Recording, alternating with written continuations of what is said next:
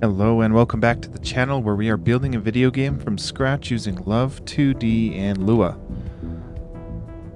So we're building out, this first kind of shortcut. We're still, I didn't get much planning done for it, but basically we can push these things, these boulders, yeah. And the idea is we need a pattern that can be blocked when we enter from the left side, so something like this, because the boulder cannot be pushed. But the issue is, I want a level where it's not just a one push solution. So like coming in here and pushing this works, but I want it to be more than that for the solution. So the issue with this is that we kind of need to have, and you know what, we would have to have, because if we work through it backwards, if at the end of the day, when we push this to get out of the way, we need an available spot here where Tashio is. We need an available spot where the boulder ends up, and that makes a one move solution.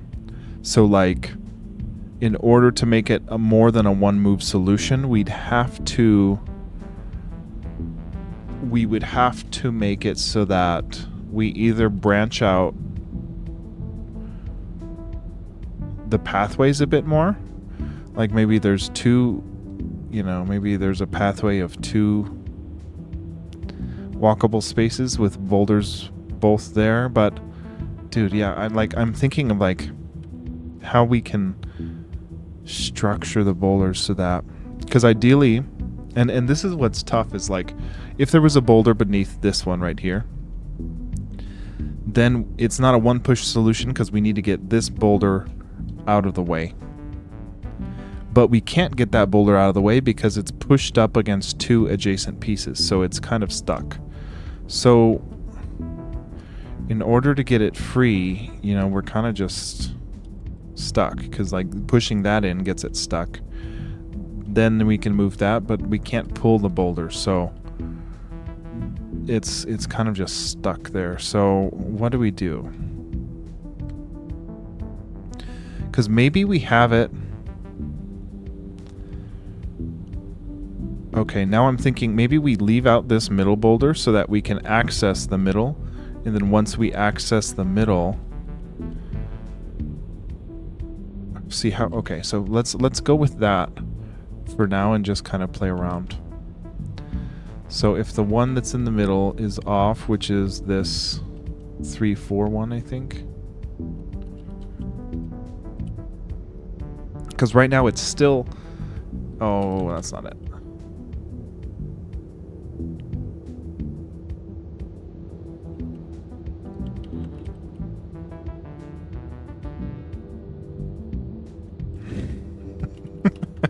Okay, which one is it, man?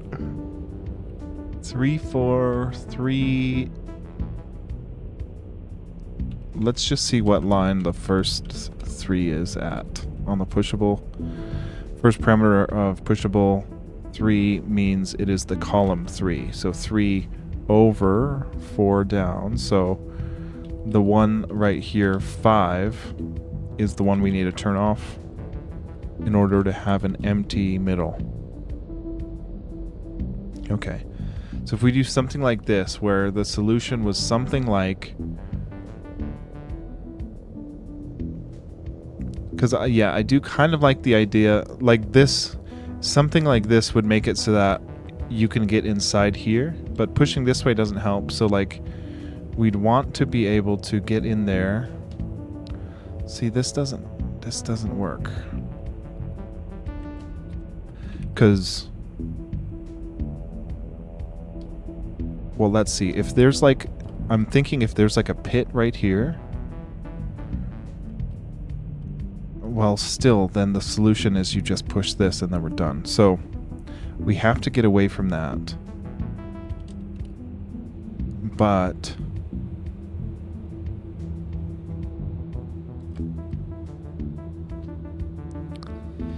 if there was something blocking that, we're still stuck. We're stuck Like that is now unsolvable because we cannot push it left, we get stuck. We can't push it down because this thing has two adjacent, so we're stuck. Okay, so I don't know how we can do this. There's got to be a way.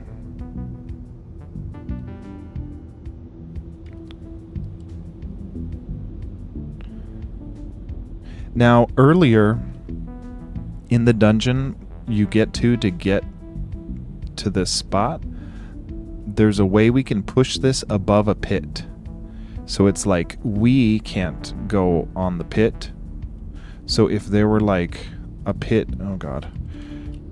We can push a boulder on top of a pit, but we cannot stand on a pit. So I'm trying to think if there's like...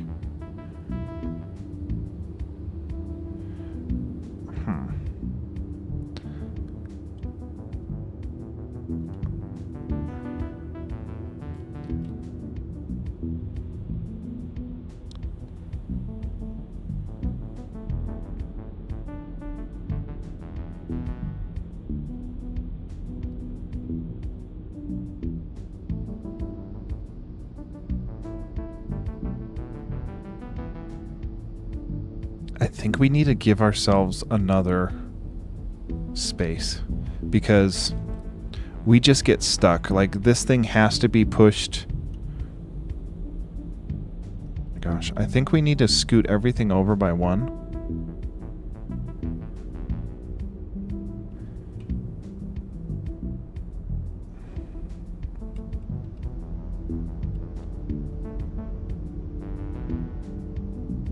Let's try doing this where we scoot everything over by one tile here.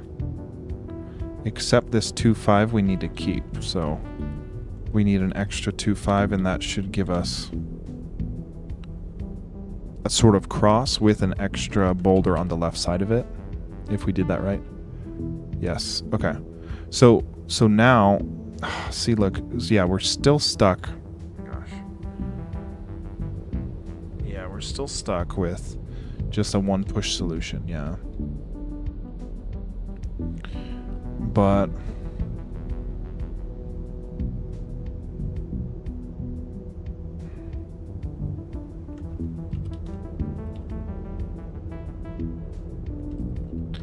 let's take the rightmost one and move it in to make like a Tetris piece. Yeah, just like that. Okay.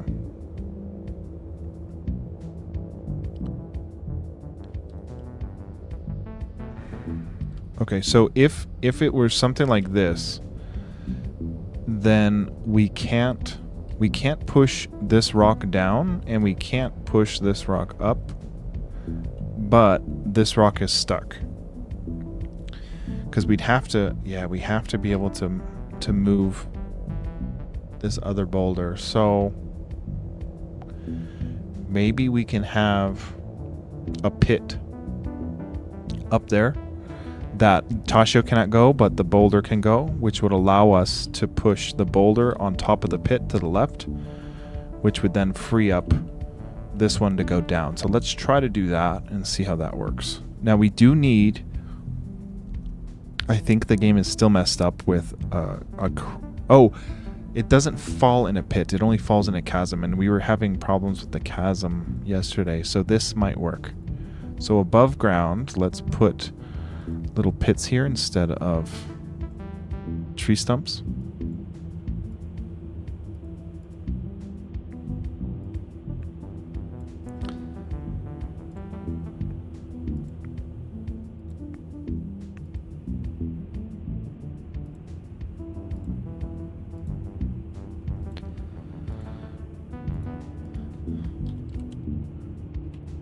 Okay, so let's try that. Because now, if we're... Look, hear me out. If we're over here, we can't cross this because we just get stuck in the pit and we fall. So, we can't get around that. But if we were to spawn on the right side of it, and this thing were to spawn right here, then we're kind of left where This is a 2-move solution, but it's still really easy, right? It's just like a push there, there. But I'm not so I just want it to be more than a 1-push solution, and hopefully it's more than a what we've got here. So like I'm still trying to figure out how it can be maybe more than a 2-push solution too. So like if this were like this, we still have a 2-push solution.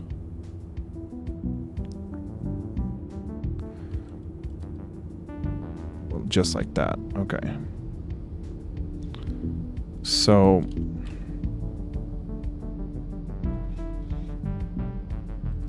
in order for this to be more than a 2-push solution, we would have to put another boulder in the way of us pushing this one to the left. So if this one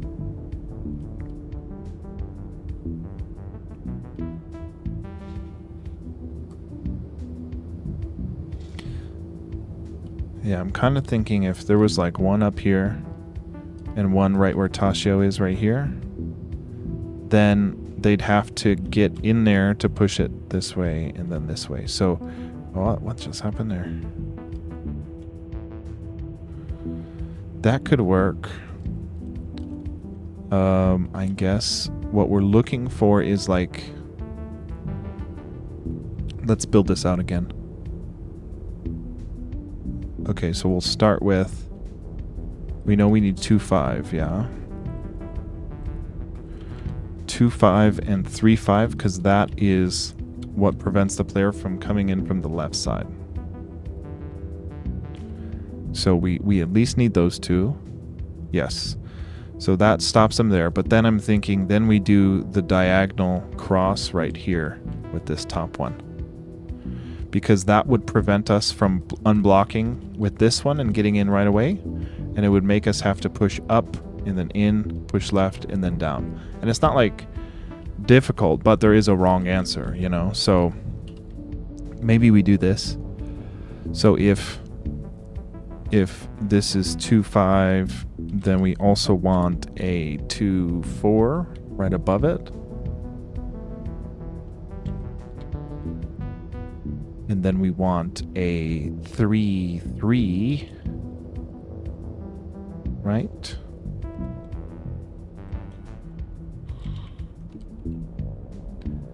And then,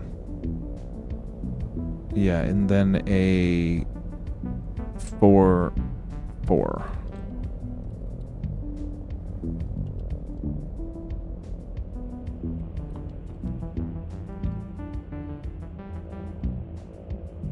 Okay, and then, okay, so here it's not a 1 solution because you can't push this out of the way.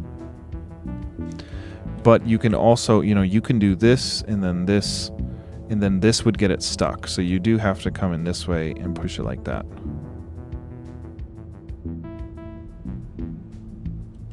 That's getting somewhere.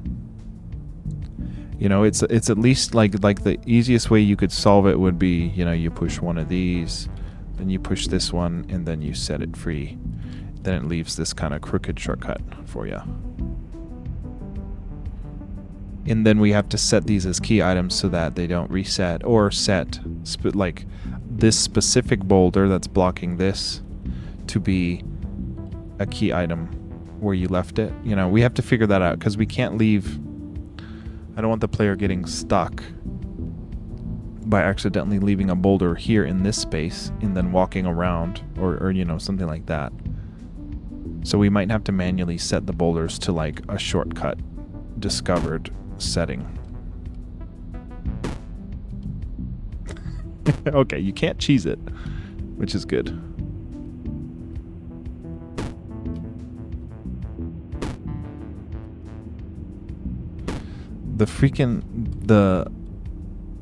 You can cheese that push, but that doesn't help you get over here. Okay. We might move forward with just this. I think I'm going to round out the right side of this boulder so it looks better butt to butt on this.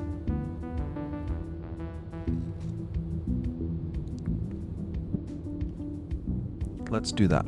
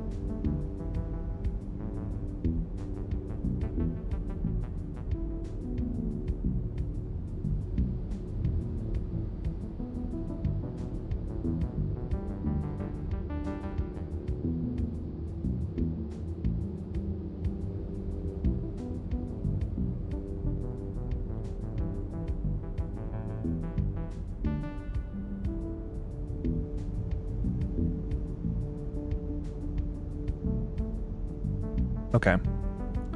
So at first glance, you know, there's a bunch of stuff, and if you're trying to, hey Brunked, what's up? Welcome in. If you're trying to unblock this, yo, it's pretty good. We're not on track to finish the demo this month, but we're very close. Like this is one of the last scenes. So like once we build out the exit of the dungeon right here, you know, we come out of the dungeon and you pop out over here. We need to build out this scene a little bit. And then on this scene is where we hide the sheet music for the loot that allows you to beat the demo essentially. So we're trying to just make this scene as like, this is like a, I guess it's technically optional shortcut, right? Because it's like, if you come in here and you push your way through here, you can, this is like where the dungeon starts, right? So if they try to go over to where the treasure chest is before they clear the dungeon, they get stuck because you can't push a boulder into another boulder and you're kind of stuck over here. So I think I'm happy with this. It's not a great puzzle, but at least it does what I want it to do. And then the wind for the sand here is because if you look at our mini map, we're like right on the edge of the dusty desert, and we need to kind of block the player from exploring too far in the dusty desert. So it goes like crazy dusty when you get further into the desert. So we're going to add some like invisible walls over here just to prevent, or you know, build the level. We don't have many sand sprites designed for the game yet because we're not even on this biome just yet. So we have like a light sand particle effect and a heavy sand, and I'm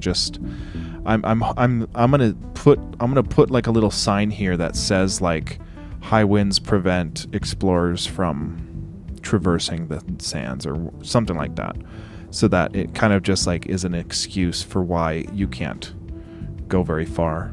So I'll have to put the heavy particles on every sand thing, but I'm hoping to make it look less like right now it looks so slapped in there. It's just, you know, painted in sand. So like we'll make like a little pathway or put some bad guys on there and then add a little signpost and flesh it out a bit more.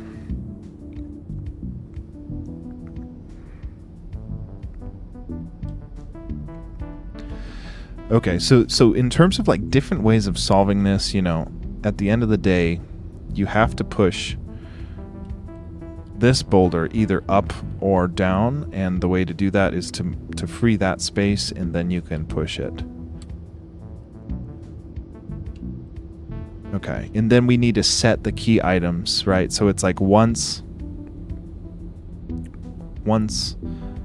one of these, yeah, exactly, yeah, put the crossbones there as a very clear indicator.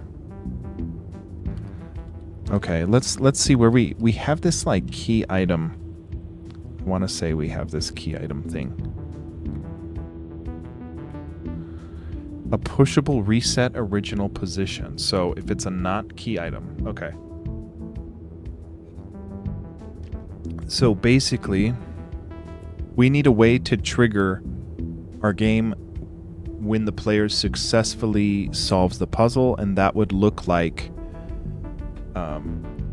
we'd have to have kind of IDs for each of these pushables, or at least a way to index into them. If we know we're doing a table.insert, we know which order they're in. So we can put the 2 key item boulders exactly where we need in the first 2 indices of the collidable map objects for this scene. But also, collidable map objects are more than just pushables. They're also stuff like the wall that we collide with too. That's how we're able to not push a boulder through a wall, is because it's reading it as a collidable map object, and therefore the legal push is false because the opposite side is blocked. So if we were to have, if we were able to have, we cycle through our collidable map objects that are pushables, and then, it's almost like we would need like a unique identifier attached to it. So maybe in our pushable class, we can give a string, because what I'm trying to avoid triggering the shortcut based on a hard-coded index of collidable map object pushable boulders, because I just don't know under the hood if the interpreter consistently puts the same order of pushable object in the table. It should be consistent, but part of me thinks we should just add a custom string as an identifier, as like a string identifier, so that we can say, okay, well, if key item 1 is in place and key item 2 is in place, which would mean like, well, we've pushed this boulder over to the left. So if that boulder's at this ID, and this boulder is either at this ID, which is beneath the path, or above the path, either one of those, if both of those conditions are met, then we're going to lock both of those boulders to their respected positions, so that when you go off and come back, those boulders remain there. And that is like a shortcut, effectively a shortcut, because right now it just resets every time, and we don't want that because this is impossible to get through on this side. So we want it so that if they get the puzzle, then they unlock the shortcut, and they can always go back in the dungeon to go farm some more crystals, but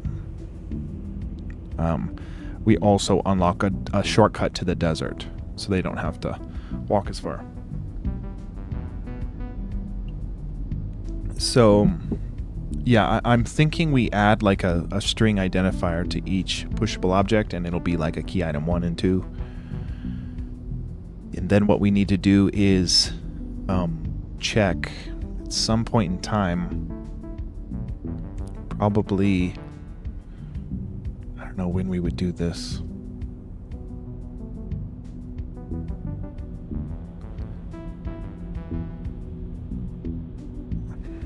It's almost like we need like a it's almost like we need a process AI for the current scene, because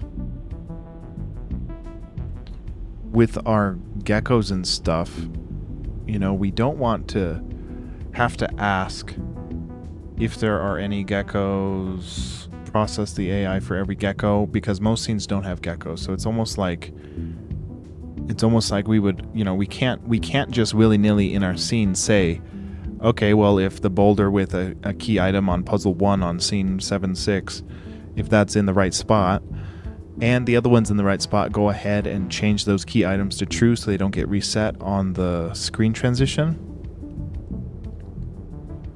Because I don't like that, because then if we put that in the scene, then we're just doing that every 60 times a second on every single scene, which it's only relevant for this scene. So even if we were to ask, okay, well, if the scene is this scene, then check that stuff, then we're still checking if it's that scene every single scene. So it's almost like instead of bogging down our our scene class or our playstate class with checking what scene we're at and then checking any sort of scene conditional. I don't know what to do. Yeah, because it's part of me thinks we should just put it in like a process AI for the scene, and we can say, okay, well, is there any AI to process in the current scene? If no, pass. But if there is, then we can kind of just map declare insert what we need to check on a per scene basis, and then we're only checking the AI on a given scene if that given scene has an AI to process. So we're still checking on every scene transition whether or not the thing has a AI to process, but once it's loaded, we would know if we need to do it or not.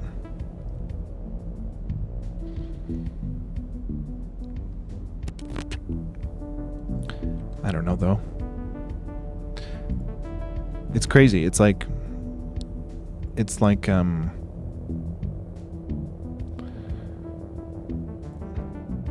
don't know. It's kind of weird to equate making games to like having children, but it's like it's similar in the sense that there's no manual for this. You know, there's just like they're like, I don't know, you figure it out. It's your freaking baby, like you do it. So it's like I don't know if I'm doing this right, but this is what we're doing.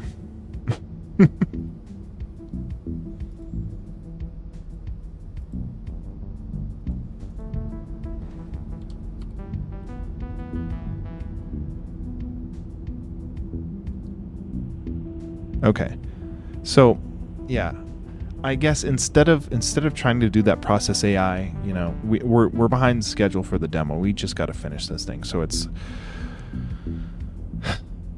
what is a decent way to do this?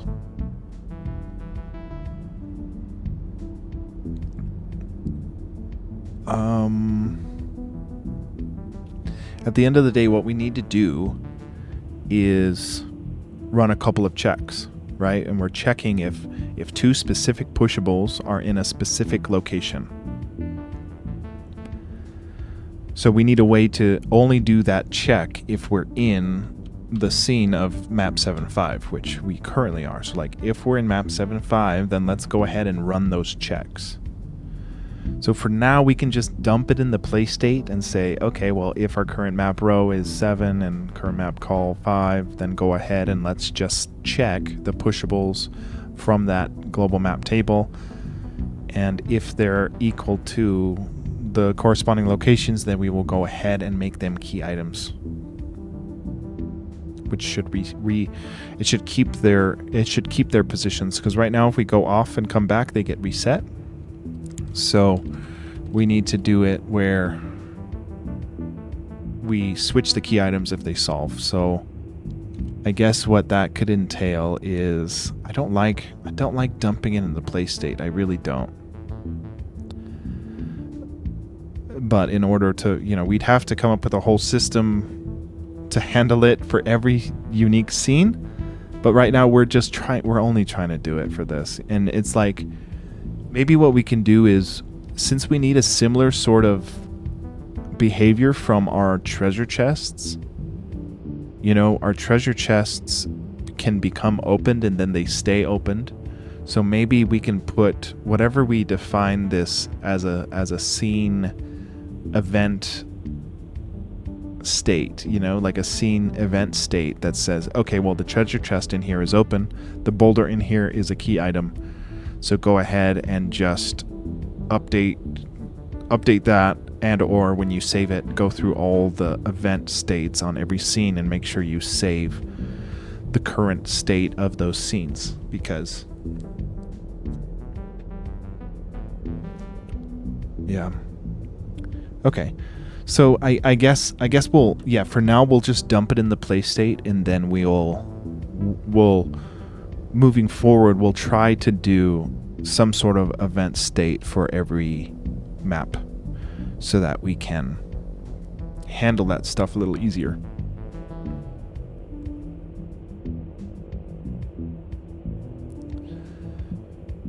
Yeah, okay. So the first thing we want to do is I guess let's just, for right now, let's just print out the state, the key item state of a given pushable. So when we render the pushable, we're also just gonna do a love.graphics print, and we're gonna print just the value, the toString value of our own key item boolean, and we'll just put it at our own location so that we can just see that each boulder has its own key item. Now most of them should probably be nil. I think all of them will be nil. Yeah, okay, so they're all nil. So we're looking for a way to trigger these into becoming true when, like, if that one goes on either that frame or this frame, they both need to be key item true. So I guess, you know, if we go about this, where should we do it in the pushable update instead of the play state? A little weird to do that, huh? I guess it's less weird than putting it in the play state, because it's kind of like, well, if there's no pushable in the scene, why would we ask what scene we're at to flip the key item state of a thing if it's in a right position? So I guess it kind of makes sense to put it in an update for a pushable. Well, I guess it kind of makes sense. Yeah, I guess the thing I want to maybe try is like saying that this is like the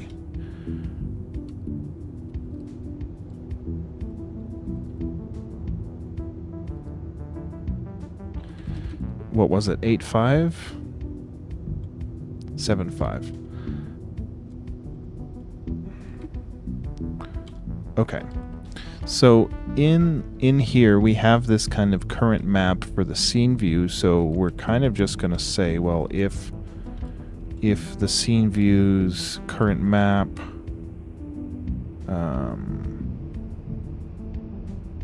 row, scene view current map row, let's see, scene view current map row. This isn't a pushable render. Scene view current map row.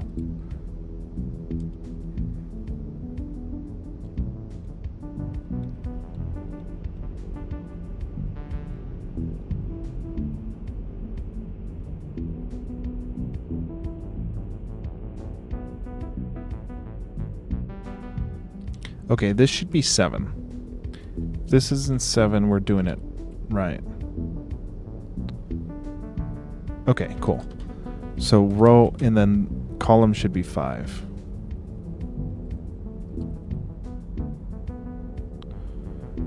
Okay, cool. So we are able to use the global scene for that. So let's keep going and say, okay, well, if our row is 7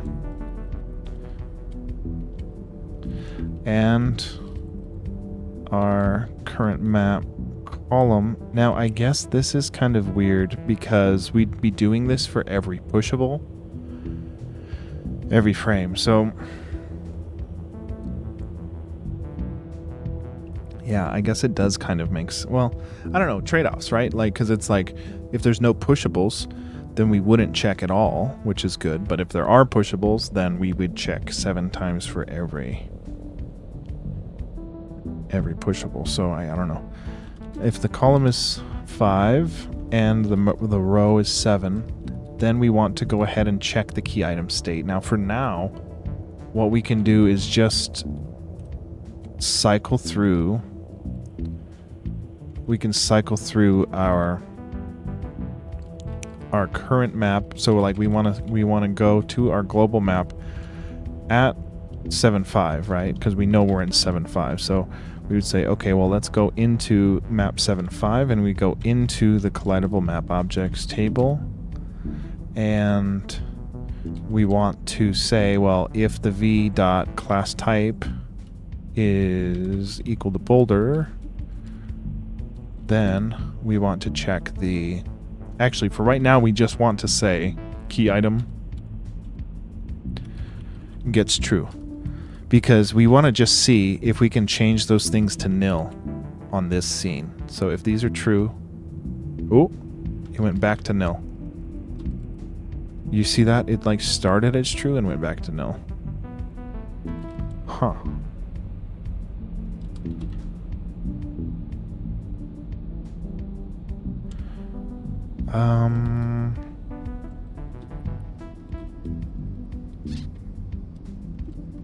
I don't know why that would overwrite. Let's just try plopping it down in the play state, as much as I hate it, just to see.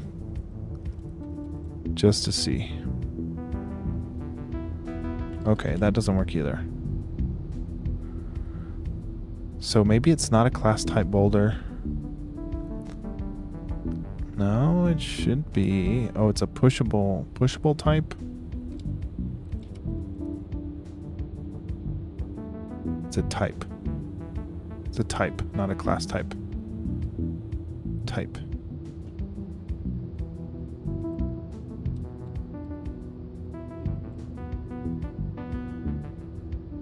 Okay, there's our true. Okay, let's try to dump it back in the pushable class.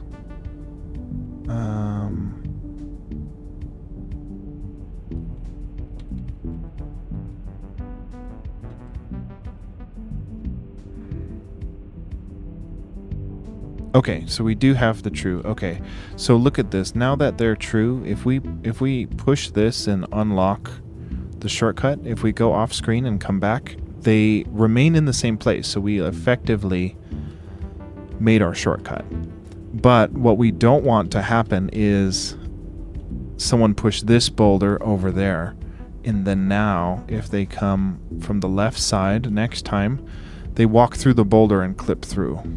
So we only want specific boulders to get this key item treatment, because otherwise you can get some unintended clipping, you know? So we have to kind of say, I think we do want to add a kind of custom string, identifiable string to each pushable.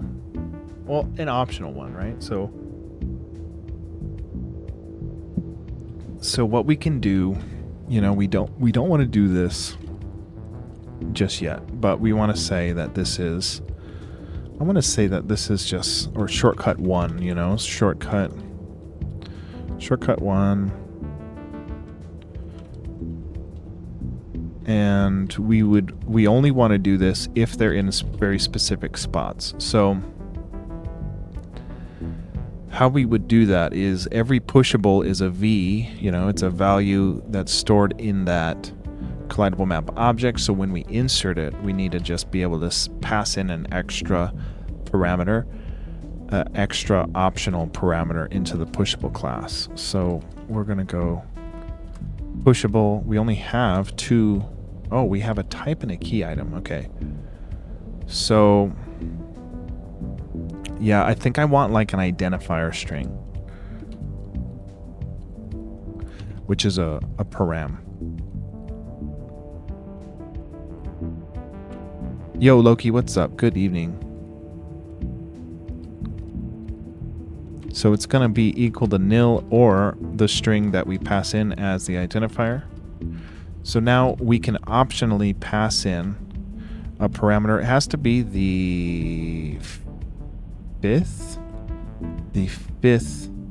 parameter. So we'd have to say, if we want to pass in the thing, we would say nil and then item 1, just as a test, right? As a string. And then we're only putting that on boulder 2.5 right now.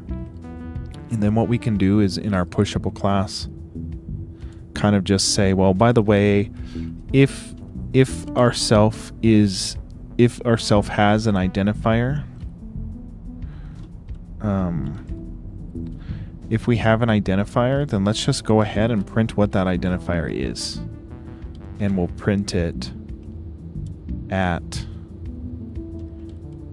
at our own location. So we'll print to the toString what the identifier is as a string. Oh, it is a string, so we can just pass the identifier. And then we'll put it at our own X, and then we'll just put it beneath our thing so it doesn't get in the way of the key item print. So we should only have one.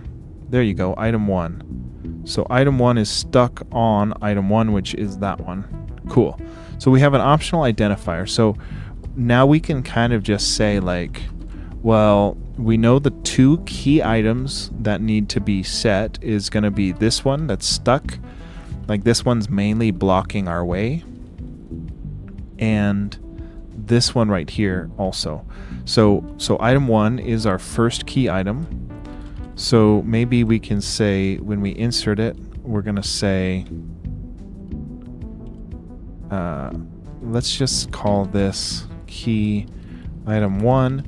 And then our other key item is the one that is above that. Yeah, it's just one above that. So it's going to be the one at the same column. So it's going to be at 2, but the one above it at 4. So we pass in nil for the class type, and then key item 2.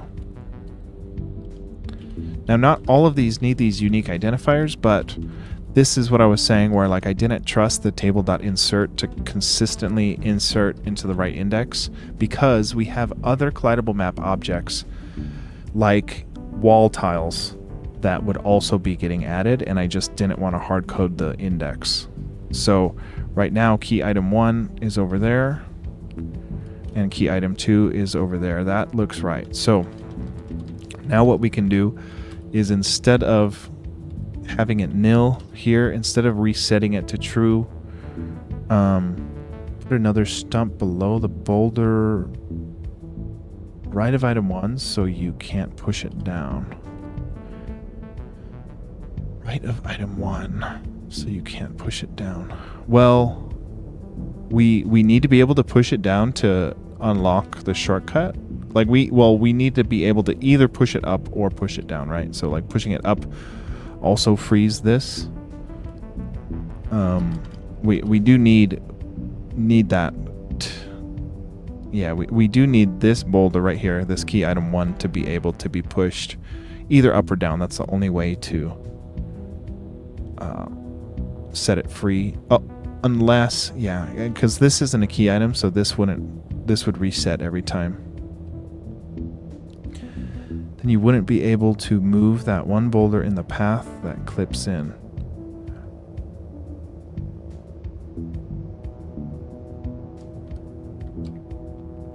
But I think it prevents us from solving the puzzle, right? If we put in a stump right beneath key item 1 there.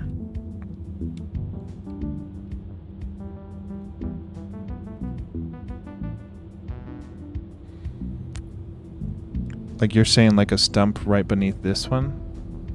Well, either way, we don't want, because the game is like loose in what it allows you to do. Like these boulders can be pushed, you know, from any direction. So it's like almost any of these boulders can end up being pushed into that pathway spot, even once you solve it. So we need them to get reset to their original positions on a screen transition, other than the shortcut solves. So we still need to reset these specific key items if they're in the right spot.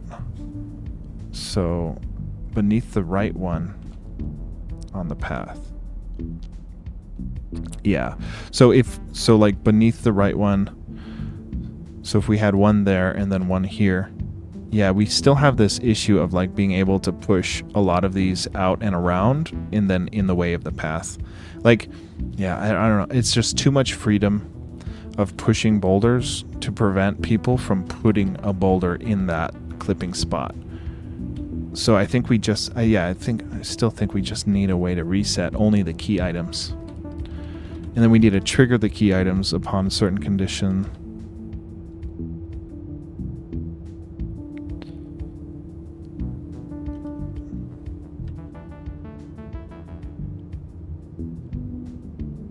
Really? I could have sworn we did it.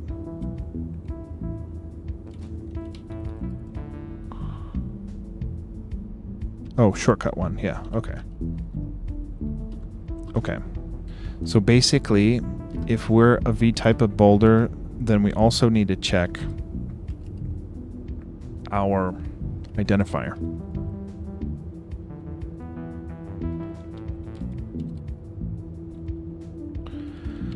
So we want to change the key item 1 boulder to be key item true if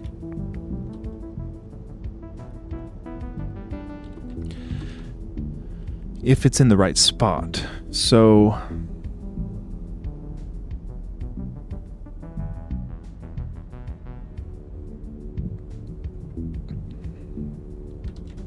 I think our pushables have a special tile Y. We should have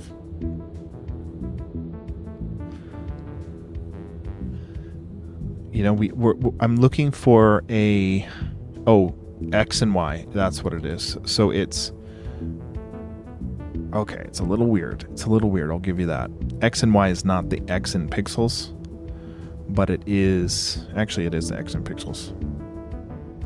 Yeah, we want to convert the pixels into the range of or the quadrant, whatever coordinates. So we would have to undo this where we can say in order to get,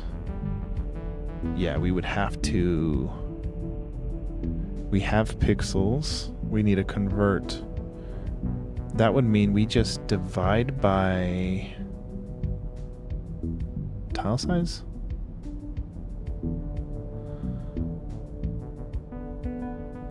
We basically have to do the inverse of this to get the index, because we could check it based on X and Y pixel coordinates, but it's easier for me to wrap my head around the index, the coordinate positions.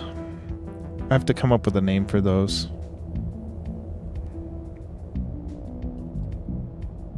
Okay, so we basically want to only turn this key item true if key item 1 is in a very specific location. And the location we want it to be in is one of two spots. It needs to either be right here in this location, or it needs to be up here in this location. So either of those two spots are good, and what that is the second column, and it is row 4 or 6. Row 4 or 6 on column 2.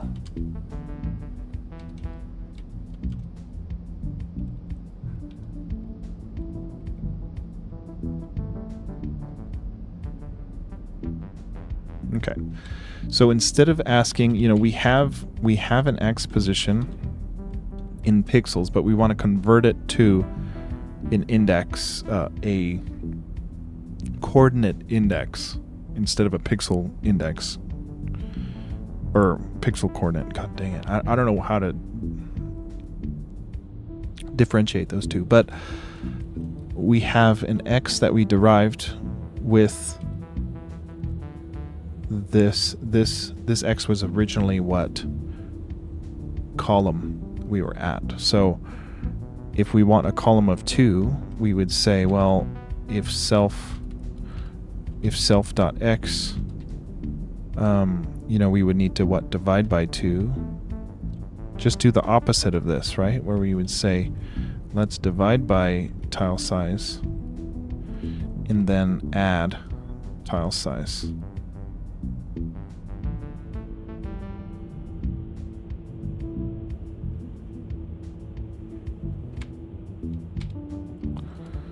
And if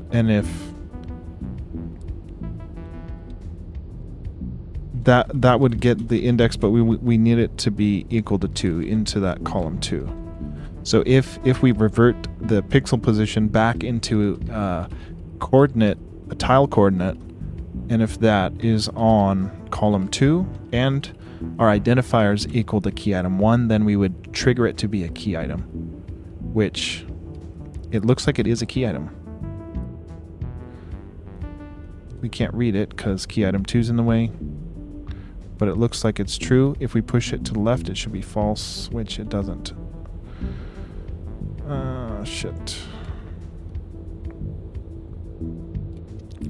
So it did stay there as a key item, but it was in the wrong quadrant. So we would need to say, you know, that we would flush it back to false if it is moved to an un-2 column.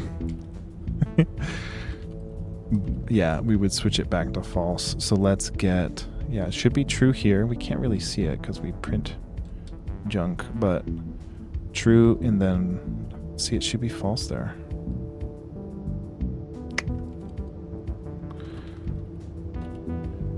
If the identifier is key item 1, if this is equal to 2, true.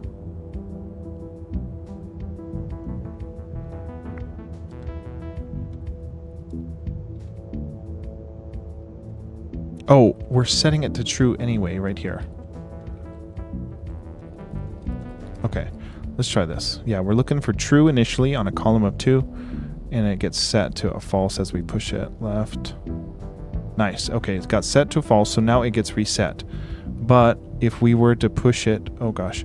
Yeah, if we were to push it and keep it in column 2, oh, see, key item should be true there. Okay, so we're doing this wrong.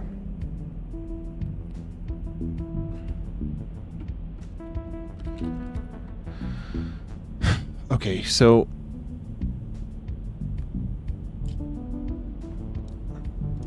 if our x is 0, that would mean our column would be 1. If our x is 16, our column would be 2. So in order to convert this, what we were doing was say take our pixels, divide it by a tile size, which in column 2's scenario, we take 16 divided by 16, which gives us 1. And then we add a tile size, which is 16, and 16 is not equal to 2. So yeah, we just we need to add not tile size, but a 1, because we're adding a 1 to convert it into a tile coordinate rather than a pixel. So we should have true here for key item 1. And I can't read it because we're printing everything.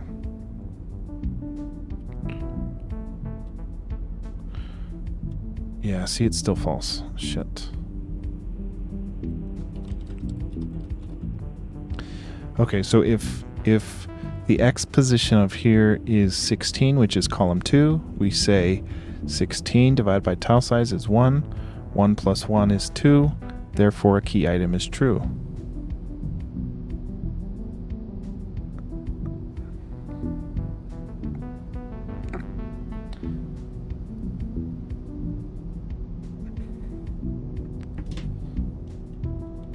Let's see.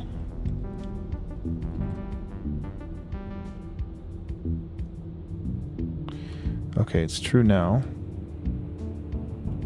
Okay, it's true.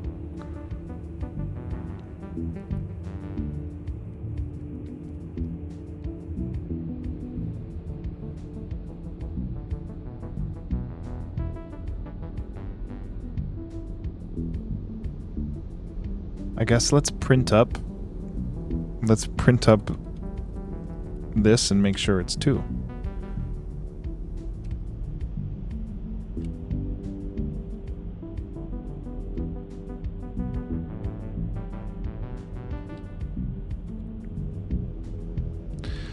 I'm going to take out the identifier because it's clogging us down, and just say we're going to cycle through.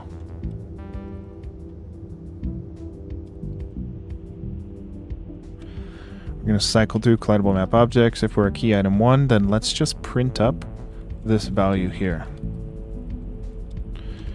We're going to print the result of the math of self.x divided by tile size plus 1. So if this is 2, then we really should have it right.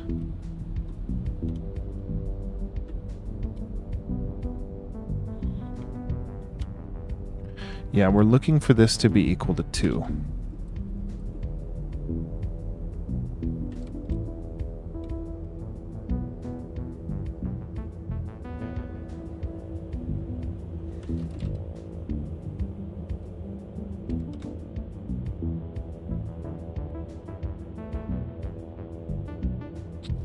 Unexpected what?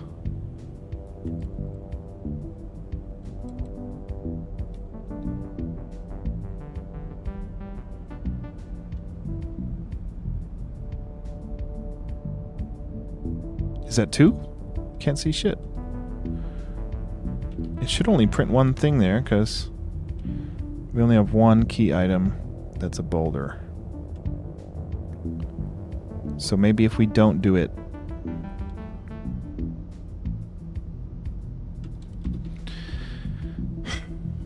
what's going on here?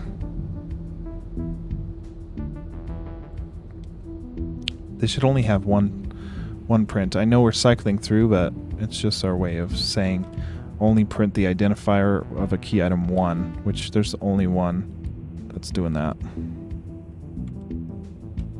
Yeah, key item 1 as the identifiers only once. So when we go to print this up,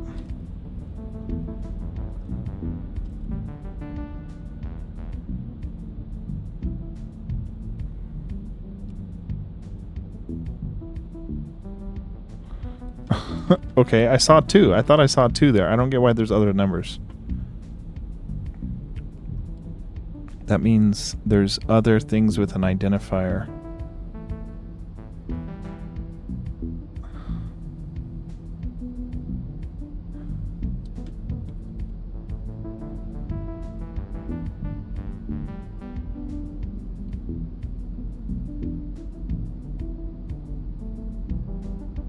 Why is it printing more than one value, dude? What the heck?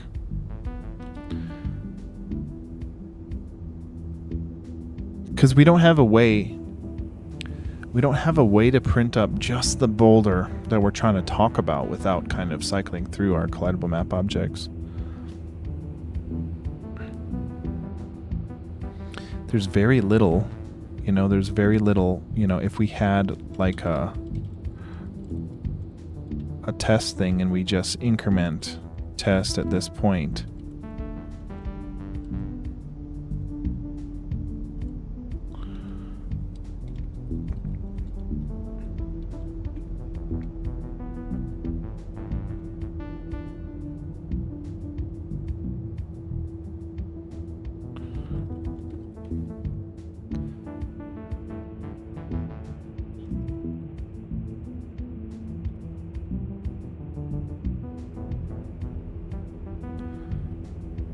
Yeah, it only counted one boulder, so why is it printing a bunch? It only found one boulder in there, so... Oh, it's in pushable. It's in the pushable class. So yeah, we don't want to do this here. Okay, so let's put this out, not inside the pushable class, but in the play state.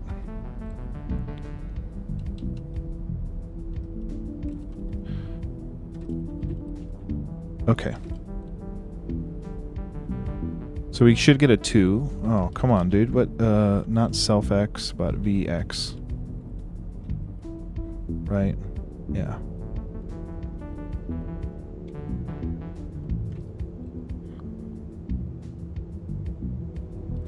Yes, we have a 2. Okay. So this should get down to a 1 when we push it left. Yeah, it does. Okay. So that is working. Yeah, that is working. So in our pushable class,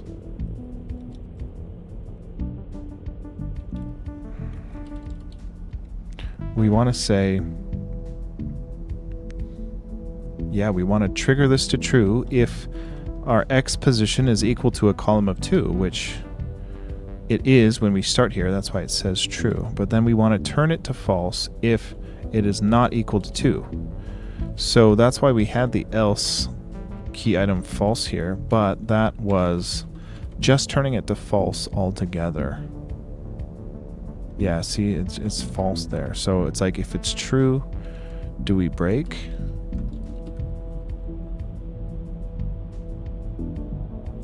No, still false. So why is it hitting this false flag? We identify as a key item nil, so that's telling me that we're hitting this else based on here. So it's like, this is in the pushable. So yeah, I think we might want to take this out of the pushable logic. Yeah, I mean, that's the only thing I could think of that's screwing this up.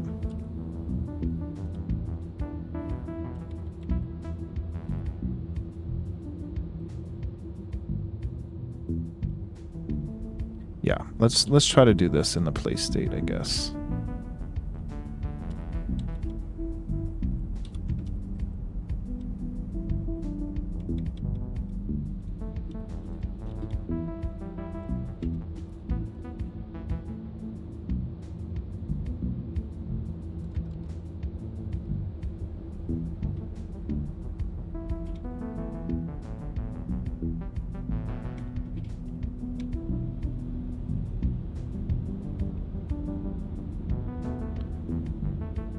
Okay, true, and we're looking for it to turn false when it's not column 2, which it does. Okay, so something was going on when we had it in the pushable class.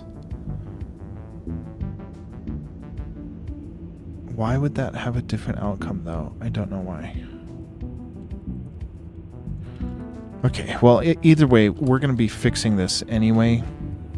We're going to be migrating the system elsewhere for the rest of our game, so we'll figure it out better later. I say that, and then we never do. But something this big, you know, I don't want clogging down our play state by checking if we're in the current scene with the key item check, you know, like I don't want that bogging down the play state. So I don't think I would leave that. It'll really bug me. So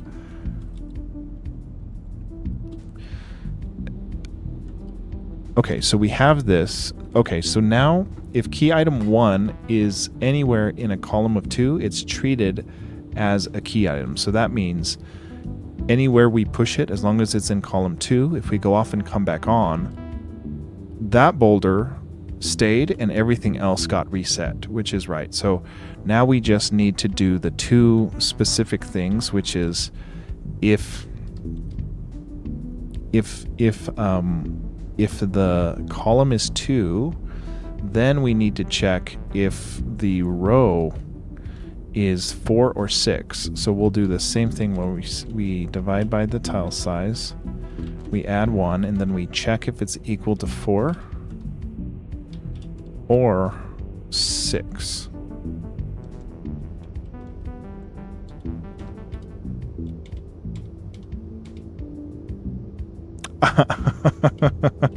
You know, if the crappy thing is though, Brunked, is like if I said let's just fix it now, and I did that every time, it's already been over a year and the demo's not even out yet. So it's like it's already been over a year and we don't even have the demo out. If I were to do that, it'd probably be a year and a half or 2 years and the demo wouldn't be out.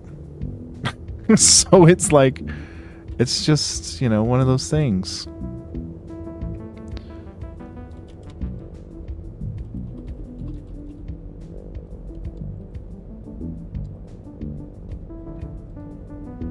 Okay, so now it should only turn back to true. Or did we do this? The key item should only be true if the boulder's in 2 very specific spots. So right here, It is false because it is in the wrong spot. So let's try the first spot, which is down. It should be true if it's down. Yes, cool. So if it gets there, it's locked. So that's cool. If you happen to push it up, it should also be true.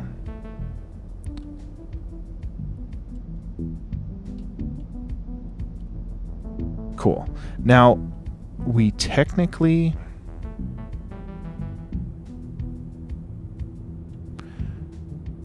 Okay, technically, any column of 2 should be a key item true. I know. Yeah, ship it, man. Ship it. It's done. If it's a column of 2, I think we need to...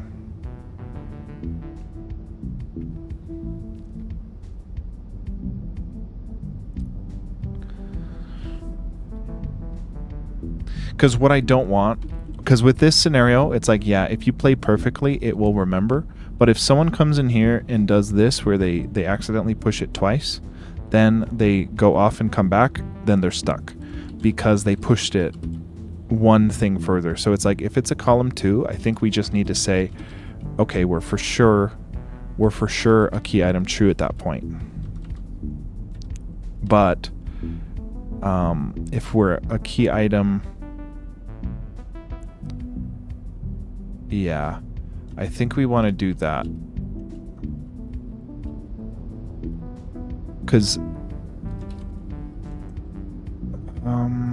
okay, so we basically want to say if the thing does not equal in the pathway, which is 3, so if it does not equal 3, then we're going to go ahead and set it to true. Otherwise, we falsify it. So column 2 is great as long as it's not on a row of 3. So we should have it where it should be false there. So this is row of 4.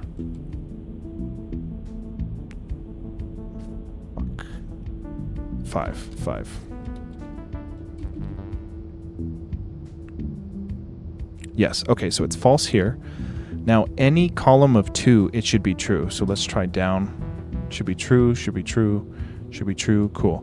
Now the kind of crazy thing is with this key item business, if it's a key item true, it's going to get locked wherever you push it, and then you can never push it again. So it's like I have to make sure that any place that can be a key item of true is something that wouldn't ever brick the character's location or get something stuck. Which in something simple like this, you know, I think this is okay because it gets the column right. Now it is a little weird, you know, like look at this. If we push how would we do this? I'm gonna push this boulder over to the side, and what I'm gonna do is put a key item boulder exactly where, right? This is a true. So if that key item gets reset, then when we reset the non-key items, it'll look like one boulder disappeared because it's in the same spot. So it looks like it disappeared, but if we try to push, then one comes out. So how do we avoid that? You know, because it's like if you happen to push a key item boulder in that spot, it would look incorrect. Oh lordy.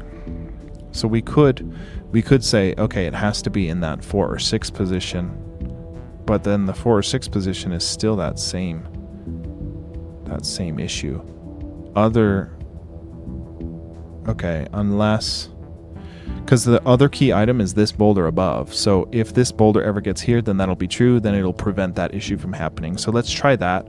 Let's get our key item 2, make sure it is a column 1 and a row of either 4 or 3, because if you push it here, that should also be a key item true because it's out of the way, therefore save the shortcut. It's a little more dangerous because you can easily fall into that pit if you're not careful, but you also blocked it, so that's on you. Or you also unblocked it. So That's a key item 2, so we can say, okay, well, that's blah, blah, blah. Okay, else if our identifier is equal to key item 2, then we want to check, what the...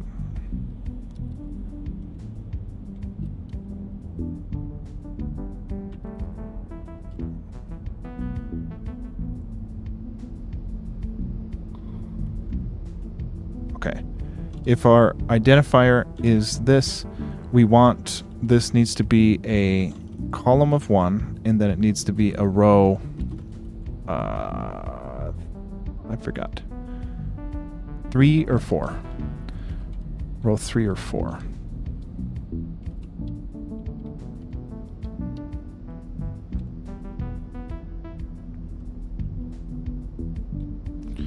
Okay, so we can check.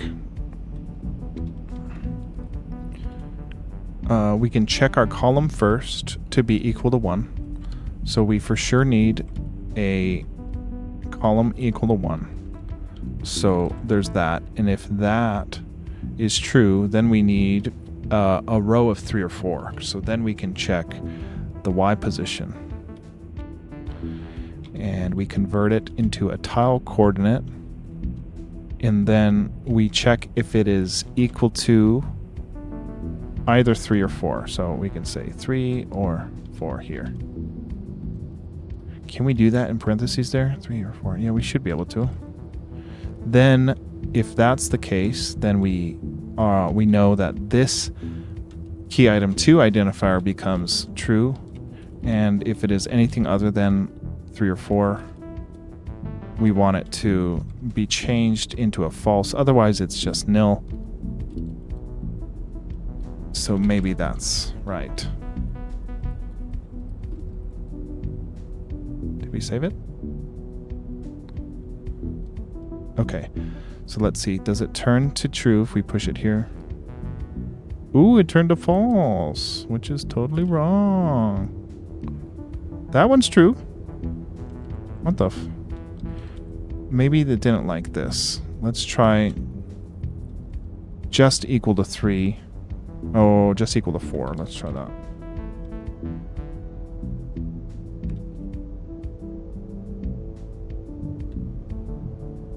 Okay, we're looking for this to be true when we push it. Nice. And then if we push it up, it should also be true. So let's, for some reason, the OR didn't work there. So let's just do a more verbose OR, where we still convert it into a tile coordinate and check if it's equal to 3 as well. Okay, so it should be nil unless it's a coordinate or a column of 1, and then if it's in any of the proper quadrants, like that one, it should be true, which is nice. This one becomes true, which is nice, and it should remain true. That's good. So now it locks in that shortcut. So one thing I don't really like, is that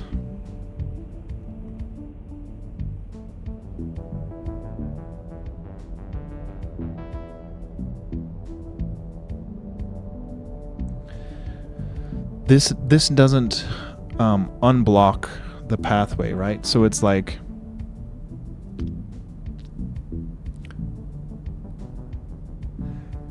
yeah, I don't quite like this. This does get the, this does get the shortcut available from here, but maybe we get rid of this top boulder so that it's just walkable. Maybe we do get rid of that boulder. Let's see. If we get rid of that top boulder, then it's still a, if we get rid of that top boulder, or maybe we put a stump there. No, because we're trying to make an open pathway for the shortcut. But the problem is, if we had, for example, this,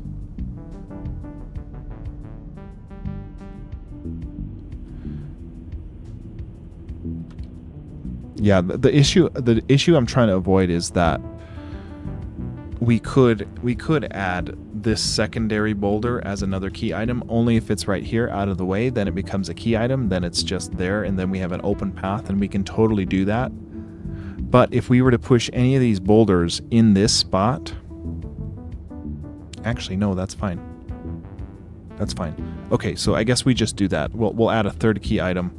It's not very apparent that it would get out of our way, but if they come in this way and it's stuck, and they're like, oh well, so maybe if they say, well, oh, I want this out of the pathway, and if they push it either up or down, if this one is either here or here, it's going to be locked in, and then it'll lock in like this on a reset, which leaves everything unblocked and pretty. So this 3-5 boulder needs a key item.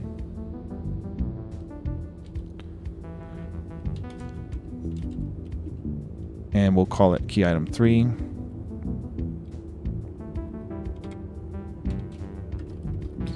And what we'll do is we'll do another check.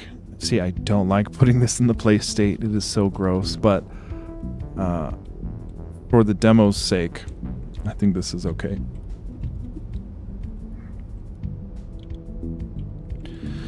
So if this is a key item 3, then we need to check what it's a column of 3, because it needs to be either here. Yeah, it needs to be a column of 3, and then just like key item 1 on the row. So it would be a column of 3 and a row 4 or 6. So this is the column, so this is 3, and this would be 4 or 6. I don't like that it's just that. We can do this. This one has to be just one off, because we don't want to lock a boulder in a weird position for the rest of the game if they accidentally push it too far. So I think I just want to lock it to either, one of two positions there.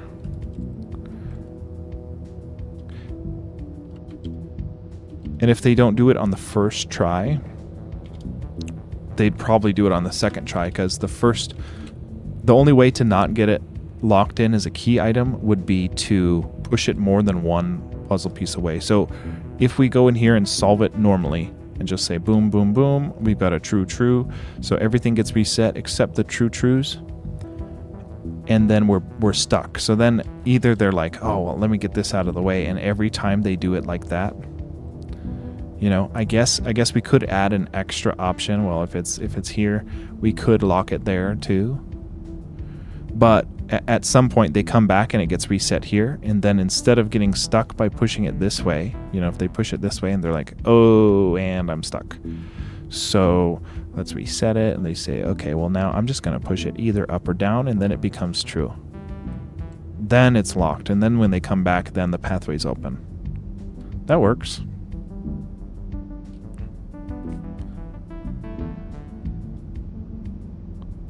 Yeah, that works. Okay, so let's get rid of our debug print here.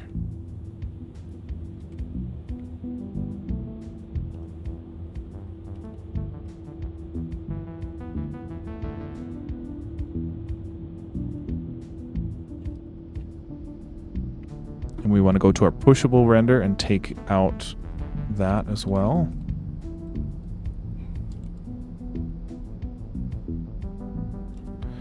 It looks like it's working. Yeah, it looks like it's working. I'm thinking I'm back. Okay, cool. So without the stuff being printed, they come out here, they're like, well, I can't unblock the pathway from there, so why don't I just kind of do this and say, oh, well, I still can't unblock the pathway, so let me do this, and then I've got it. So then they unlock it, they walk through, and then like, oh crap, am I stuck still? And they come out, and it's where they pushed it, at least the key items. These get reset. So if they were to happen to solve it like that, it does unlock the shortcut right away. Now the only one that doesn't quite work is like if if they unblock it like this and then push, oh gosh, and then push this one to a random location. Why did that happen? They push that boulder to a random location and then come back. Then they're stuck unless they got the green tunic equipped. But then the next time they come, as long as they, you know, if they push it this way, they're stuck, and then they push it this way and then walk over, then they'd still have it wrong. But at this point, when they're like, okay, I'm gonna push it there, then it would be in a spot where it would lock. And it's just like we have to make certain concessions because the boulder, this boulder 3, this key item 3, is in a very specific spot, and if it's in a spot, we can't lock its position to a place where the boulder is. Well, actually, this boulder, we can't lock it to a place where one of these non-key item boulders exist, because then we have the boulder kind of inside each other. So we do kind of have to limit it. I think that's okay. Because it's like, it doesn't, if they do it wrong, which is like a little harder to do. I mean, it's easily, you know, if they just push it once to get out of the way, then it's fixed forever because it was a key item and it was pushed in the right spot. Then it's kind of unlocked and then they're good. So it's not like it like really screws them over. I'm more worried about them pushing it way in a random ass spot and then it getting stuck and then it being a key item and then it resetting and then it's just always stuck, you know. So I'd rather it be wrong and fully solvable than wrong and stuck forever, you know. So I think that's good. Yeah, that's good. We keep getting this weird bug where we clip through the boulder sometimes, and I don't know how to fix that. Okay, it's looking good though. It's looking good. Yeah, looking good. And then I guess the one thing that is still unique about this is this boulder is technically a key item in this location or this location. If they push that one there, then it does get stuck in that farther corner, and then they have a hole here that they have to contend with. Oh god, and then this is stuck. Oh no.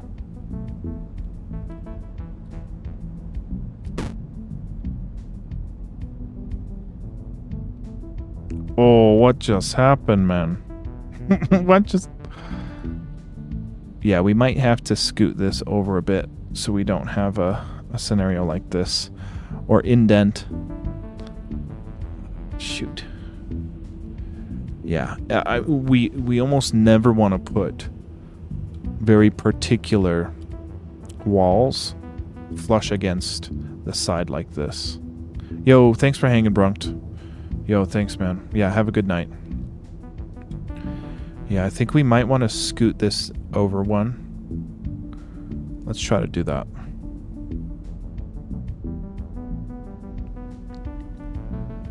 Yeah, let's scoot the stairs over and scoot the wall over so that we don't have an option to do this, or like a little... We could have a little rude moment where we allow one little square, and if they walk up, they'll fall straight into the pit going that way. We could put like a danger sign. Let's try to do that before we move on. So let's just do this where we scoot all this over.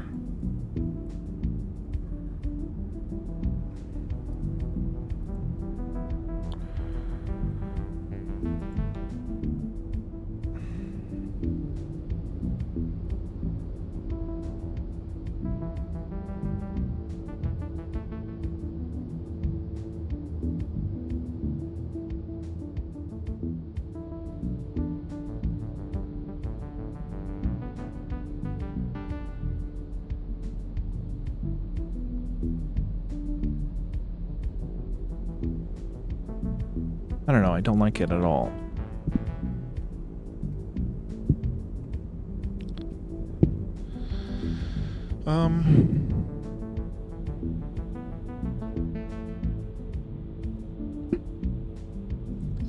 Yeah, we shouldn't be possible.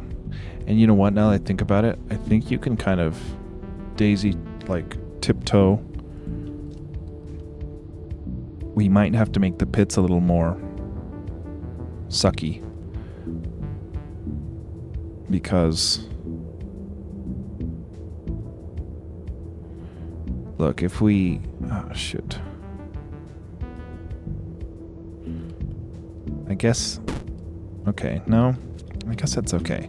But I think you can actually walk through, like, if we were to put 2 pits vertically like that, I think you can actually walk through them safely.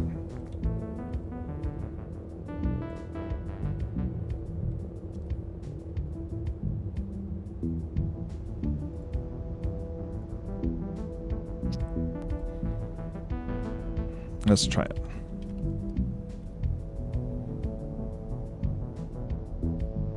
If you get it just right, I think you can do it. Oh, maybe not. Maybe not.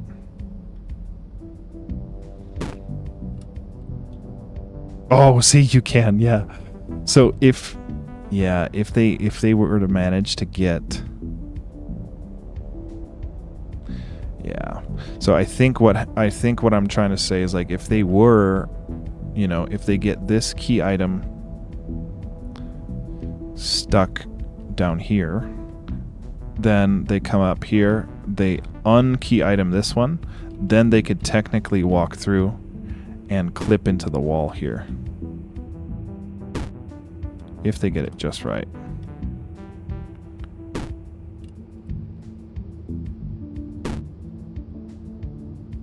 I know it's possible.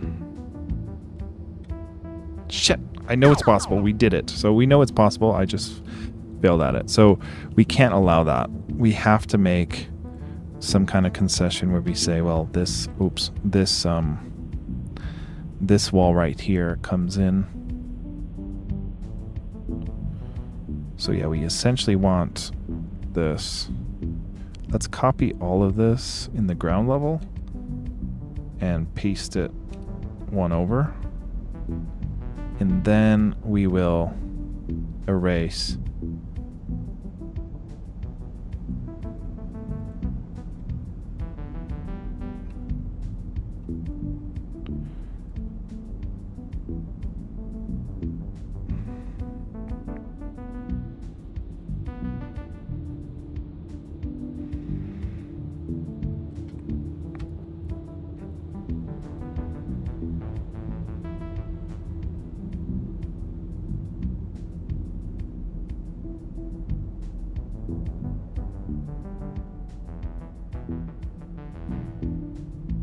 See, we can't have this either, because this is... Yeah, we have to block this out.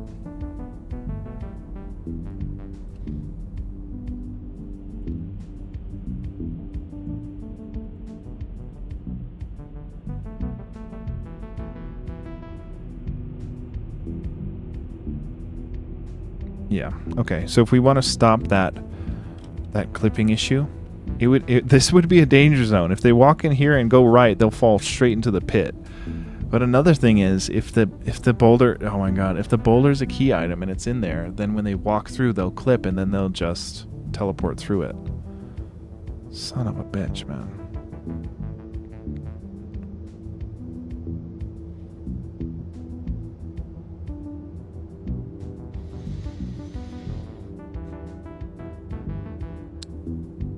Yeah, we can't have it like that. I mean, it doesn't like break the game, but it would be not good. Okay, I mean, we could put pits here, and then if they do the glitch, they fall right into a freaking pit. So we fixed it.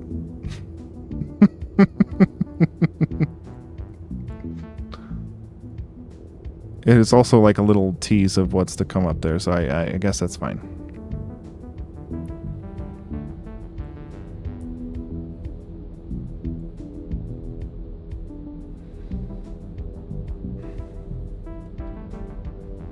Yeah, that can work.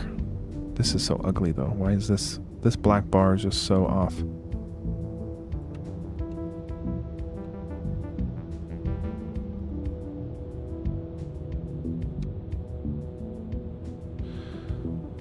Yeah, that is so off. It shouldn't be a double black bar like that.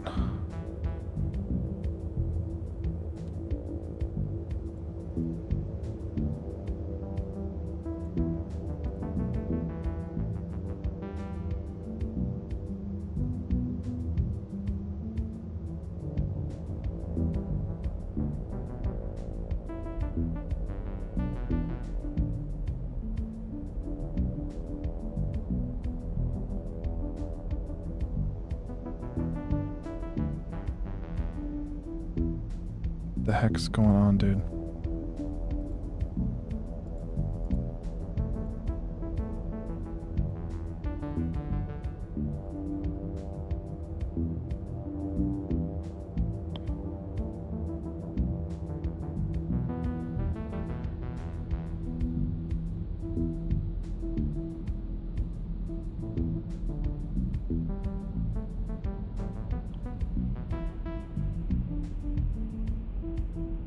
Okay.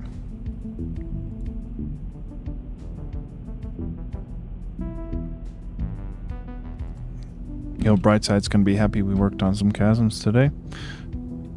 Okay, now we have a big old wall up there. I don't like it visually as much as the other way, but if we end it there,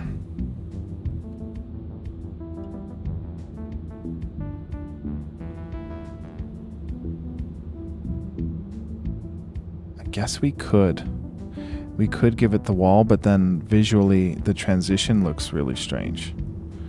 So it's kind of like we got to do something. I don't like the double black outline on that. Really don't like that.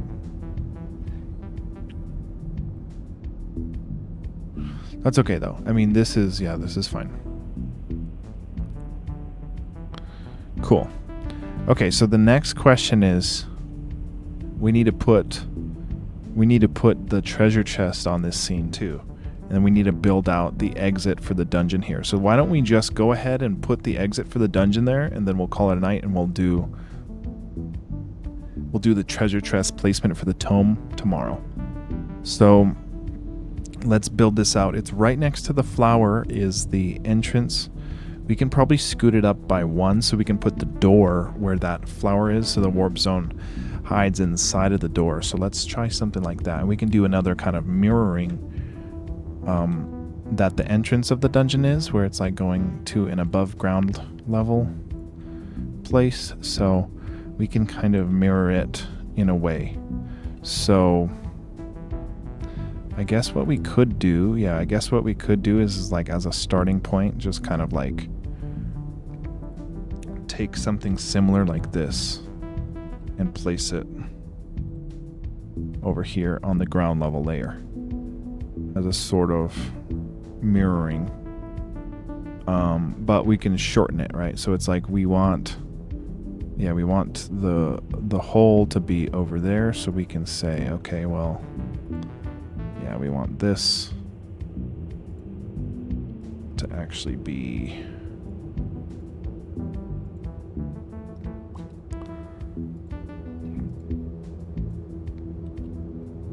right here. Yeah, we want to scoot it over.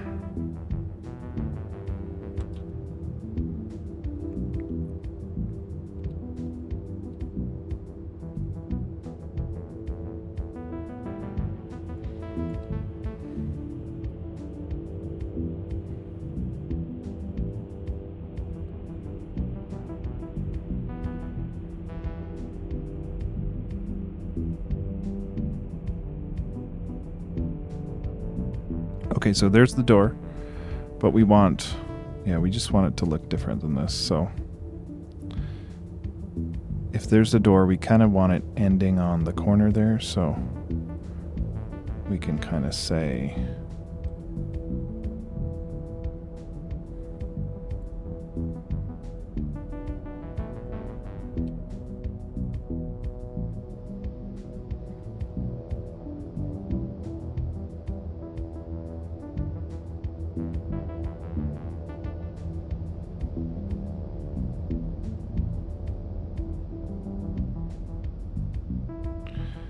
something like this.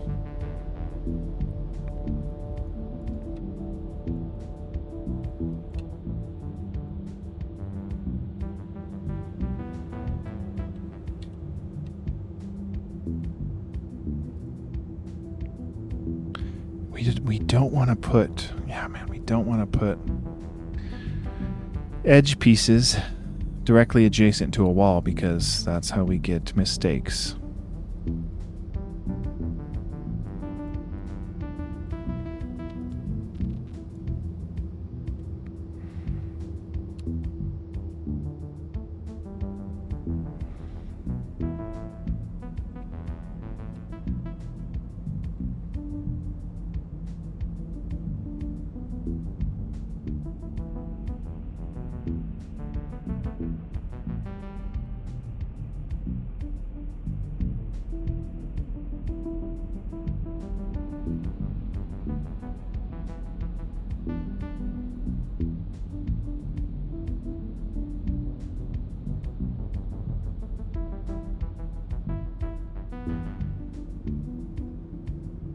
Yo, what up, creamy dude? What is up? Yo, I'll show you what we got done here in a very short sec, and I just ruined everything. Son of a bitch. Okay. For right now, we want the above ground layer to have the cover right here. Yo, how's the cream going tonight, man?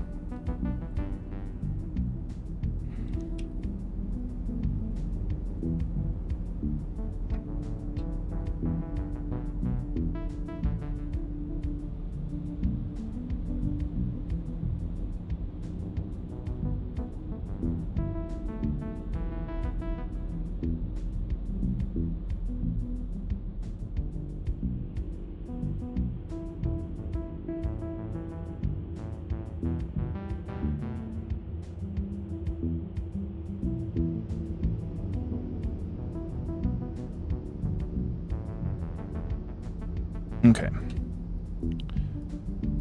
Fuck.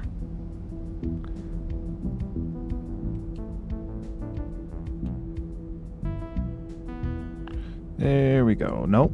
Where's the top level tile, dude? I swear. Okay. There we go. Okay. I do want to do like some vines up the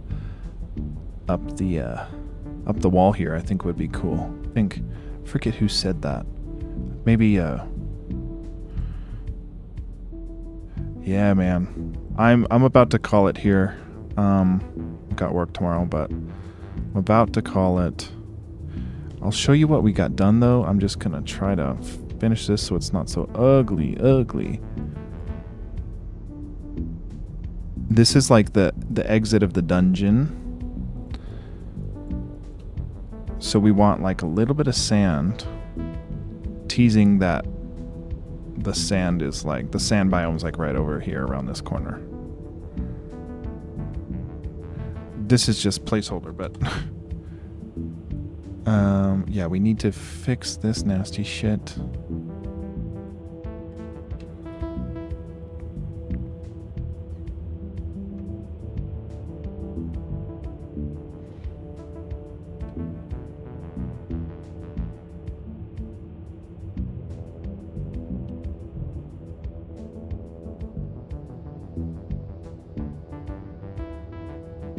Okay. This will technically work, I think.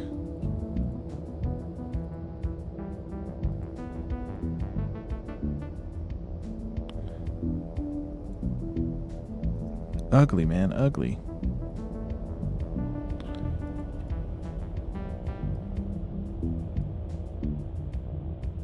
Fucking ugly, man, ugly. Whatever, dude. Whatever. It's fine. This is not final. I just want to show what works.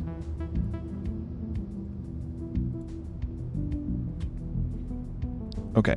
So we've got the exit of the dungeon now puts you, it'll dump you out right here. So we've got this warp zone that we need to move up one so that it is inside the dungeon hole.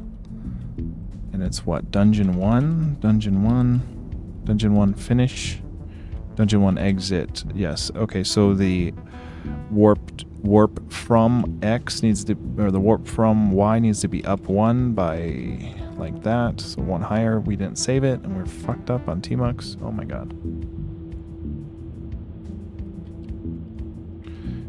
Bro, it didn't save it again. Okay. So the warp zone takes you out here. Fuck. The warp zone is in the right spot.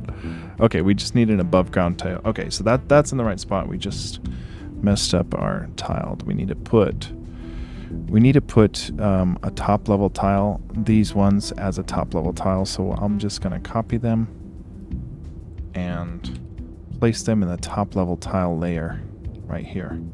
We'll double check that they made it. They did not. Why? Okay.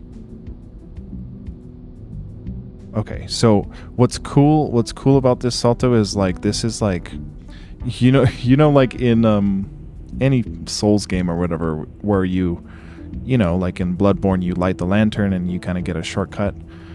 Well, it's not even lighting a lantern, it's just like the shortcuts, like opening a gate or whatever. So this is like the exit of the dungeon, right? So you come out after you barely escape the crazy bats. You come out of the dungeon and you're on this side and you get a taste of the sand biome for the first time. If you go this way, it goes crazy sand, a lot of sand, but then it's light sand over here. And then if you go over here, this is where the tunic, or the first tome, the first sheet music you get is going to be in a treasure chest up here.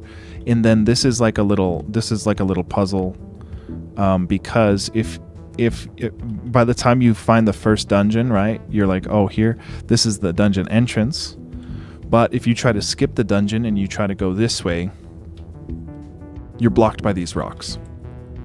But if you do the dungeon correctly, you get the tunic, you come out on this side now, and you have the green tunic to push boulders. You can't push a boulder through another boulder, which is why the shortcut is a one-way thing, because now if you push these strategically, you can unlock a little pathway.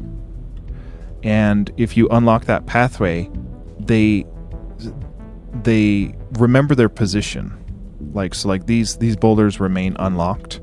Now, certain ones can't, we have to reset certain ones because you could accidentally block yourself in if they all reset their positions. Like if we put a boulder right here in the way, then the next time we come, if all of them reset their positions, then we would kind of block our pathway because a boulder was right there, but that boulder doesn't get reset.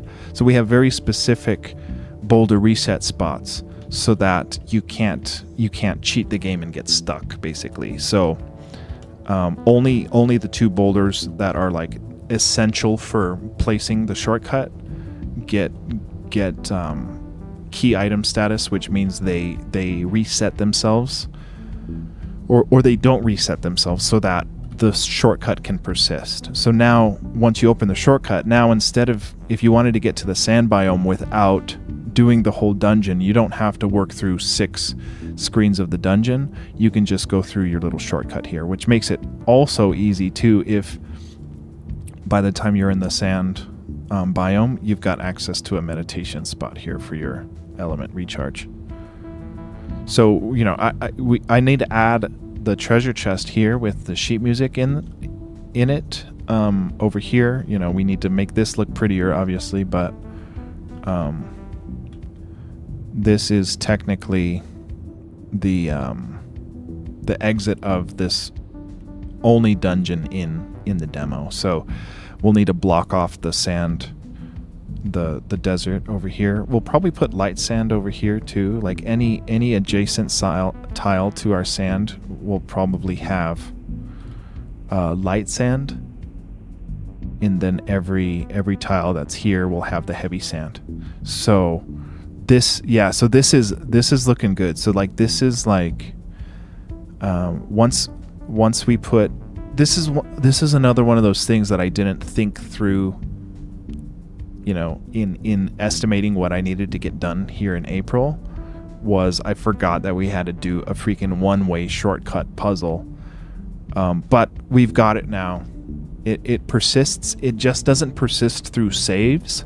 So I'll have to make sure we add a system that makes it persist through saves. But for right now, I want to put heavy sand here and here, and basically all the neighboring tiles are going to have light sand, and then all the for sure sand places are going to have heavy sand. So I need to kind of make light sand, light sand, light sand all the way across, because it shouldn't go from heavy sand to no sand. It should go heavy sand to light sand to no sand, so that way it's like a gradient of sand to kind of wean you into it.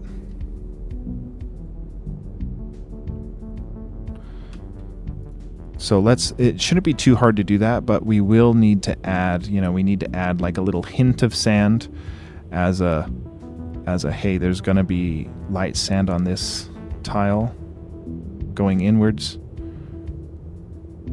and then everything over there will have heavy sand, and this will also be like an indicator of light sand too, just as a preview. Yo, thanks, man. Yeah, dude, I can't believe how much things I overlooked. Like we needed the whole in system for resting and healing. We had no way of healing at the beginning of April, so we added that, which was a frickin' deal, dude. It took me like 10 days to get that done, and that wasn't even on my to-do list. So that was a big setback. The shortcut thing was another kind of setback. But then, I don't know, we got a little carried away. We added some goblets of fire, which I think were a good add.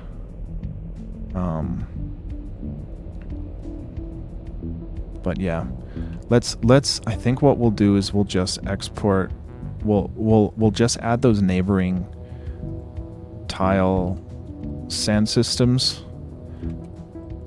and then it'll at least be in a shippable spot where tomorrow we're going to come in and add the tome that you unlock, which is basically how you beat the demo. So we need the sand insertions, the sand storms. Where do we do this? Oh, and you know what? This is supposed to be a Z.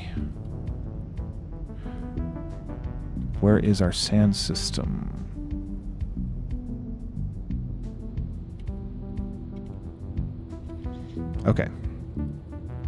Okay, so here, and you know what? On our minimap, we need to add the row and column to the minimap so that we can do this a little easier. We might as well just do it now. It shouldn't be too hard, because we need to go to the minimap class here, and we basically just need to, just for debugging purposes, we need to render out the self.row and column. What we can do is say we want to print a string just to give us, gosh, I hate doing this, but it's going to be a nasty concatenation here, but it'll look pretty once it's in there, and it'll help us do this stuff that we've been kind of chugging along. We've been kind of just like playing and figuring it out as we go along, but this will make that way easier for development. So we concatenate to a string the column as well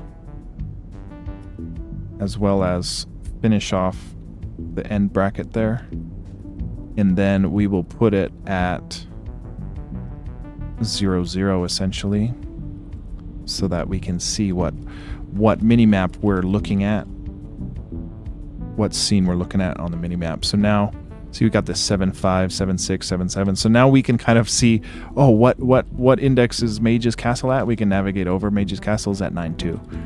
So like that'll help us a lot. Because now, for something like this, we know we need light sand on 7, 6 all the way down to 10, 6. So that'll help us right here. We say 7, 6 down to 10, 6. We need light sand. So 7, 6 to 10, 6. So there's 8, 9, and 10. So 8, 9, and 10, 6. So now we should have light sand on all those neighboring pieces here. So everything down should have light sand too, which is looking right. So like the sand's kind of peeking in from the desert over there now. And then no sand, light sand, no sand, light sand. And then we need heavy sand on all of these. So right now, heavy sand's only on 7, 7, I believe. So we need 7, 7 down to 10, 7 is heavy sand. Yeah, 7, 7 down to 10, 7 is heavy sand. So we go 8, 9, 10. And then we need heavy sand or light sand on the top edges too. So let's go. Okay, so there's light sand. We probably need light sand here too. It's peeking in there. We'll probably put it there and then all the way up here. So any 6, 6 to 6, 10 is light sand. So 6, 6 to 6, 10 is light sand.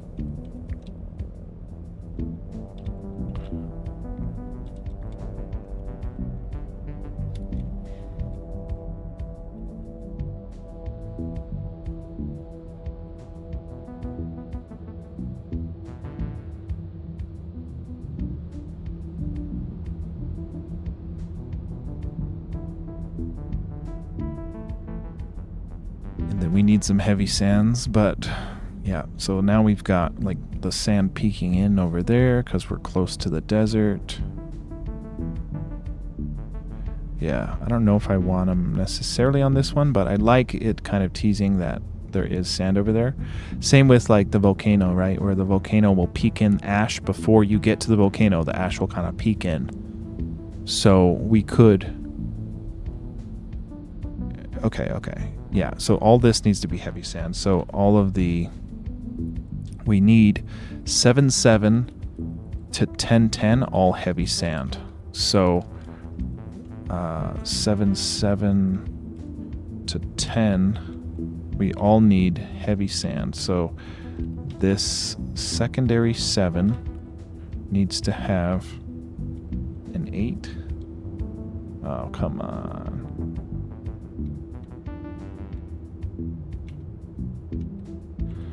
Okay.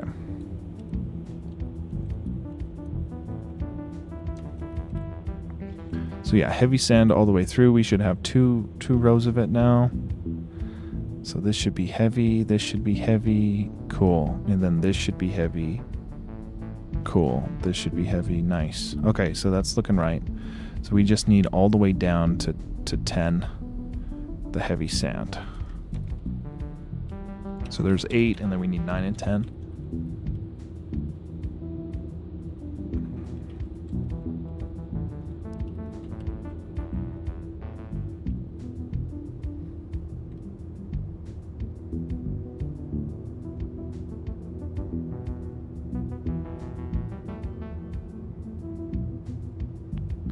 Sweet.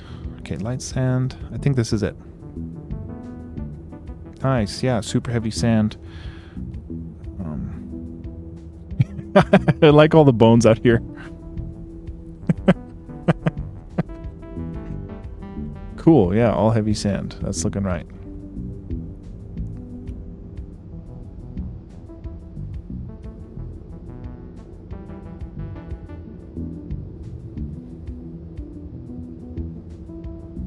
And then, yep, light sand on the edge piece here. Yep, light sand. Sweet. Yes. Okay, so if you're coming down from the volcano, you'll come down here, you see light sand, and then by the time you get fully in the desert, it's heavy sand. That's cool. Sweet. Yeah, I like this.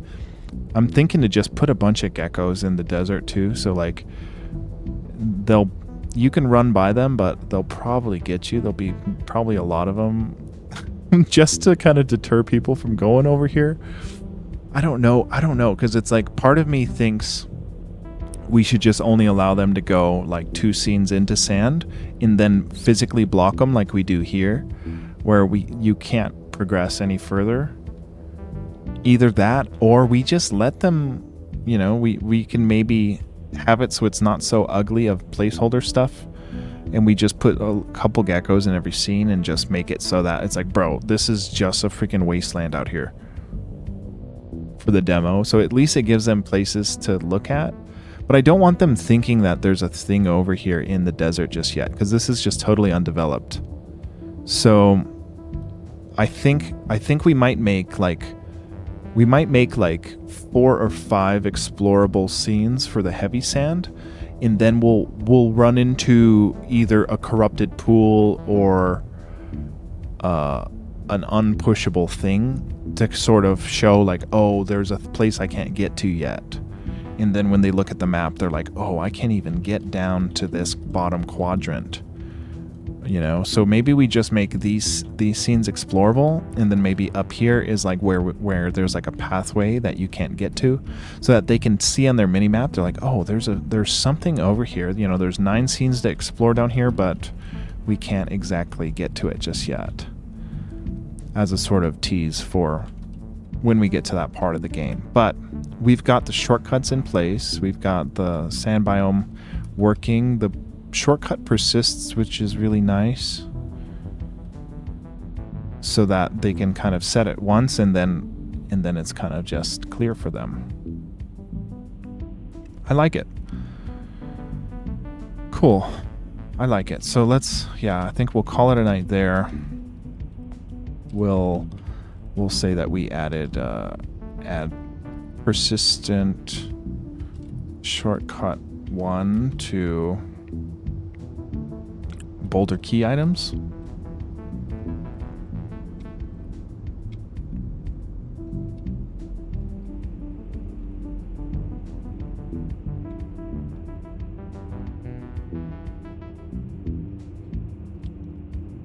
Still need to save key item status for serialization,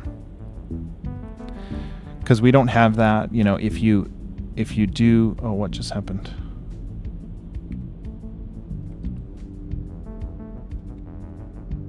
There we go. All right, git push, call it a night. We'll run credits and find someone to raid out to. Probably just Brightside, because he's always on. So we'll run credits. Thanks for watching. I'll be back tomorrow, and what we'll do is add the Tome 1 into the treasure chest here on the shortcut after the end of the dungeon. So once the tome is unlocked, we have to do like a little bit of housekeeping with only pulling in Song 1 if Tome 1 is equipped, and then we need to make Tome 1 probably unequipable and some sort of visual confirmation about which tome is actually selected, because you'll be able to select through 4 different songs at the end of the game. So maybe once tome is unlocked, we just have it play every time and we just continue on, or, you know, if we want to get fancy with it, make it only play if it's equipped in the inventory, which is what's going to happen with the rest of the game. But that'll be tomorrow. We'll get the Tome 1 into game, and then we have to do some more overworld design, so it's not just placeholder art, because a lot of this is just placeholder art for us to get the general layout, and then we'll make it pretty and design a couple new sprites so that we can make it look unique and every scene look like it's got some personality. So once that's done, that's the last thing for our demo, other than some bug fixes and some tidying up. So we're coming up on the end of the demo here, so we're not too far behind schedule, but we're working on it and we'll get there soon enough. Thanks for watching. I'll catch you all later. Have a good night, y'all.